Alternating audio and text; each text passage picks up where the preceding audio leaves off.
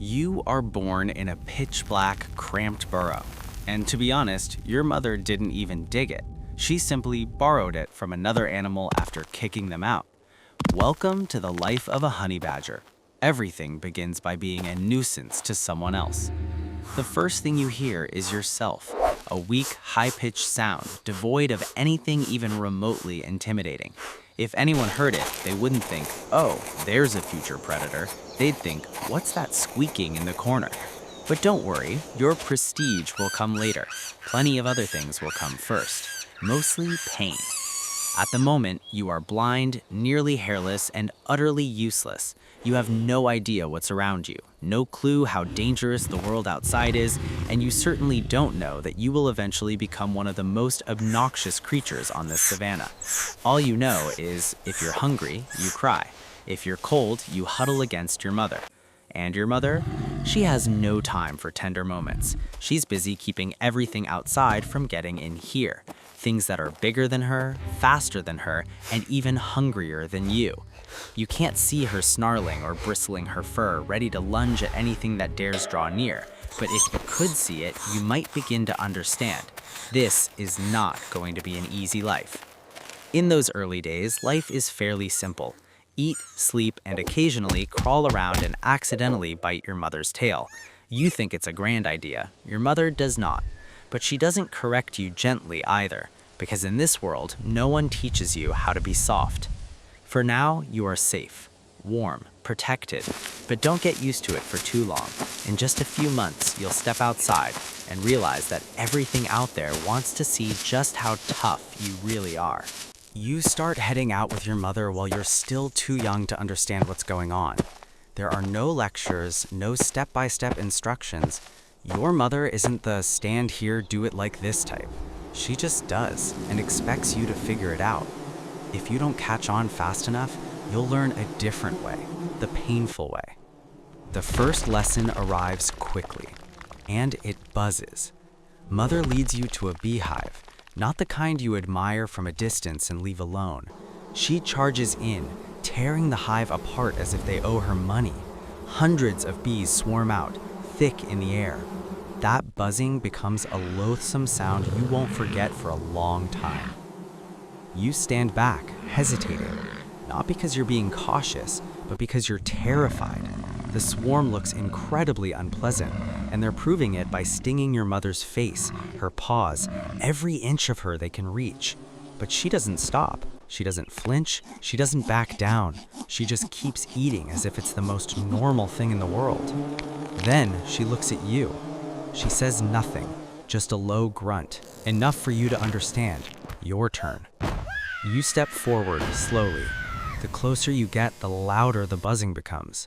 You reach out a paw, touch the hive, and immediately regret every decision that led you to this moment. A bee stings you right on the nose. You yelp, recoil, trip over yourself, and roll on the ground as if the entire world just betrayed you. Your mother doesn't help. She doesn't even look. She keeps eating, and that right there is the lesson. You try again, a little faster this time. You still get stung, it still hurts, but you begin to realize there is something inside worth enduring for. Honey, larvae, a source of energy you can't afford to pass up just because of a few stings. Over time, you stop overreacting. The bees still sting, but you don't run away immediately anymore. You stay longer, you take more, and most importantly, you begin to understand the first rule of your life. Pain isn't the problem. Missing a meal is the problem. From then on, everything revolves around that principle. Nothing is easy. There is only worth it or not worth it. And you are learning the hardest way possible that in this world, if you want to eat, you have to be willing to take a hit. By about 6 months old, you start getting more space. It sounds positive, but in reality, it just means your mother no longer wants to interfere in the mess you're about to make. She's still nearby, still watching, but if you do something stupid, and you will, that's your problem. Then, one day, she's gone. No goodbyes, no looking back, not a hint of hesitation. It's just you standing in the middle of the savannah, realizing for the first time that from now on, every mistake has real consequences. The first few days alone are a perfect blend of luck and disaster. You know the basics of finding food, so you don't starve immediately. Eggs, insects, a few slow-moving small animals, enough to stay alive, but actual hunting? That's a different story. You spot a scorpion, it's small, looks slow, and most importantly, looks easy to eat. You don't think twice, you lunge. Mistake number 1. The scorpion dodges effortlessly, whips around, and stings you right in the paw. The pain spreads instantly, sending you reeling and rolling in the sand as if you've just made the worst decision of your life. The scorpion? It's long gone. You don't die, but it hurts enough for you to realize small doesn't mean weak. The second attempt is slightly less terrible. A lizard is basking on a rock. You stay low, creep closer, trying to mimic what you've seen before. Wait, watch, calculate. Then you strike. It bolts, fast, but this time, so do you. You pounce and catch its tail. The lizard struggles, you thrash harder. It's an absolute mess, but in the end, you win. It's not pretty, it's not graceful, but it's enough. Your first self-earned meal. For a few minutes, you feel invincible. Then you meet a porcupine. Mistake number 2. You don't understand what it is. You just see a slow creature and think, easy meal. You charge in like always and get a face full of quills in return. This isn't a quick sting like the scorpion. This stays, it throbs, it lingers. You limp for days afterward. Every step a reminder that there are some battles just not worth starting. Slowly, you change. You're still reckless, but no longer blind. You start picking your targets, things worth the effort, things that won't make you pay too high a price. You learn to watch longer, strike faster, and most importantly, know when to walk away.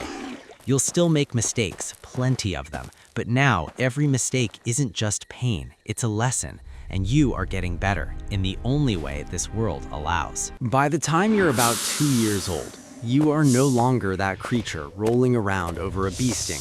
You're still not big. In fact, compared to most predators out there, you're downright tiny. But there's one thing you have in spades, and others are starting to realize it in the most unpleasant way possible. You don't know fear. Not because you're immortal, but because you've grown accustomed to the fact that pain doesn't particularly mean anything. Now you walk alone. No one is watching over you. No one is clearing the path. But then again, no one wants to cross you if they have any other choice. One day you encounter a cobra.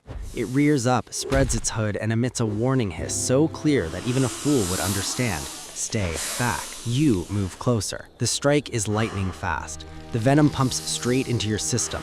Within minutes, you begin to slow down. Then you collapse. Is it over? Not exactly. A few hours later, you wake up under the shade of a tree as if you've just overslept a midday nap. Your body processes the rest. The snake, it's still there. And this time, you go back to finish your interrupted meal. For most creatures, venom is the end of the sentence. For you, it's just an inconvenience. But snakes aren't your biggest problem. On another day, you stumble upon a leopard on a kill. A fresh impala, a perfect meal if you're the leopard, and a terrible idea if you're anyone else. You look at the leopard, then you look at the carcass, and you decide, today, that belongs to you. The leopard growls, a low and dangerous sound. It doesn't want to share. Usually, that's the cue for everything else to leave. You are not everything else. You take a step forward. It lunges, so do you, not to defend, but straight at its face. For a brief moment, both of you are locked in a game that no one really wants to play. You are smaller, weaker, but you don't stop. You don't flinch. You have zero intention of retreating.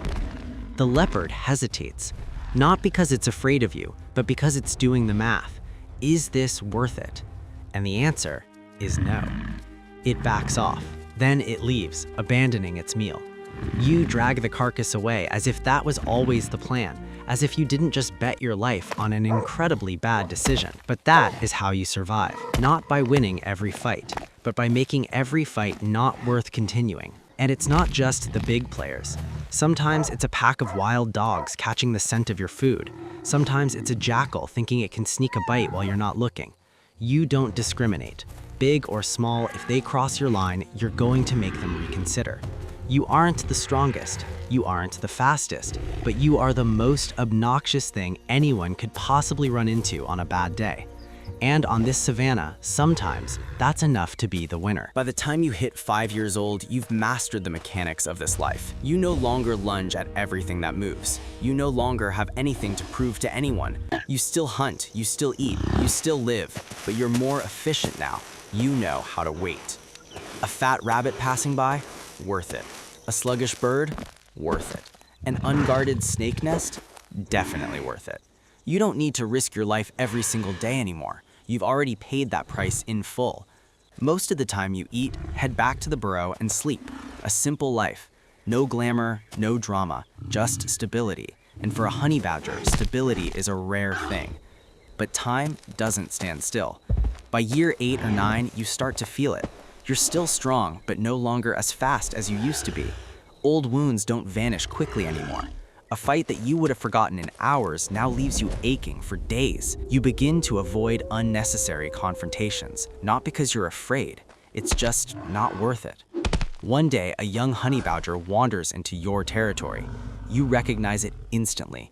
The way it moves, the way it looks at everything, as if it owns the entire world. You were like that once. It doesn't leave, and so the fight happens. It's not fast, it's not clean, and it's not pleasant. You still win. Through experience, through a stubbornness that the youngster hasn't acquired yet, the juvenile finally retreats, carrying a few scars and a lesson. You stand there, watching it go, and you understand, next time, the outcome might be different. Finally, the end comes the way your life has always functioned, without warning. One day you find a patch of shade beneath a tree. You lie down. There are no enemies, no battles, no roaring, only silence. You don't get back up. There are no witnesses, no grand finale. The savannah continues as if you never existed. Somewhere else, a cub is just being born. Maybe it's biting its mother's tail by mistake. Maybe it's about to be stung by a bee for the very first time. The cycle continues. You leave no legacy. You don't need to. For the duration of your existence, you lived exactly as a honey badger should. Stubborn, defiant, and unstoppable. And that is enough.